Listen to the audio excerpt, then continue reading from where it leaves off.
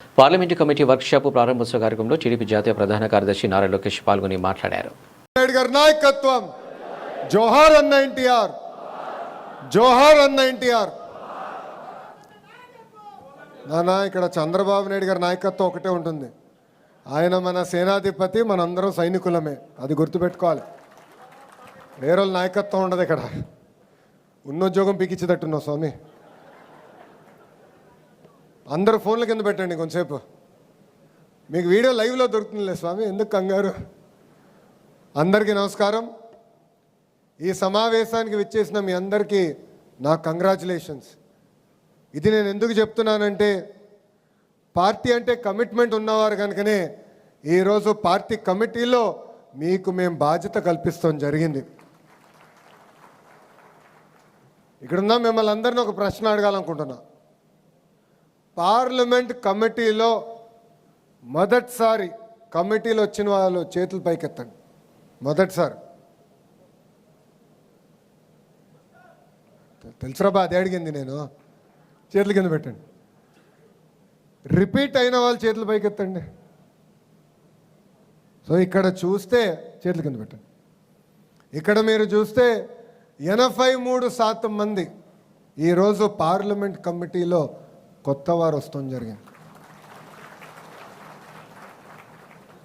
నేను అనేక సార్లు చెప్పాను, సీనియర్ని జూనియర్ని నేను సమానం గౌరవిస్తా, పనిచేసే వాళ్ళని నేను ప్రోత్సహిస్తానని చెప్తాం జరిగింది.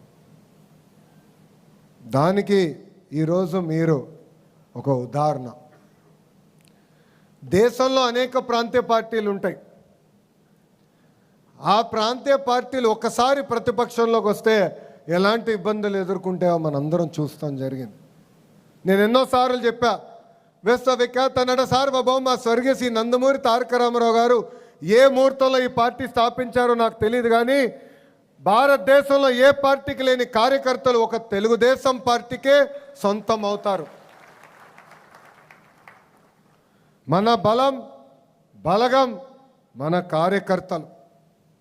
మనం ఆనాడు చూసాం, ఒక పుంగనూరు నియోజకవర్గంలో ఒక తాత నామినేషన్ వేసేదానికి వెళ్తే ఆ పత్రాలు లాక్కునేదానికి ఆనాటి పాలకులు ప్రయత్నించారు. మీసాలు మెలేసి తొడగొట్టి రా బిడ్డ రా అన్న అంజిరెడ్డి తాతనే నాకు స్ఫూర్తి. మంజుల గారిని చూసాం. మాచర్ల నియోజకవర్గంలో ఆమె పోలింగ్ బూత్ దగ్గర కూర్చున్నారు. వైకాపా నాయకులు ఆనాడు ఆమె పైన దాడి చేసి రక్తం కారుతున్నా కూడా చివరి ఓటు పడిన తర్వాతనే ఆమె ఆసుపత్రికి వెళ్ళింది. పక్కనే విజయవాడలో చూసాం, కొంతమంది రౌడీలు మన గాంధీ గారి పైన దాడి చేసి ఆయన కంటి చూపు పోయినా జై తెలుగుదేశం అని నిలబడ్డారు. పల్నాడులో చూసాం, తోట చంద్రయ్యని చూసాం. మెడపై కత్తి పెట్టి వాళ్ళ నాయకుడు పార్టీకి జై చెప్పమంటే జై చంద్రబాబు జై తెలుగుదేశం అని ప్రాణాలు కోల్పోయారు. ఇది మనందరం గుర్తుపెట్టుకోవాల్సిన అవసరం ఉంది. మడమ తిప్పుతాం, మాట మార్చుతాం, మన బ్లడ్లోనే లేదు.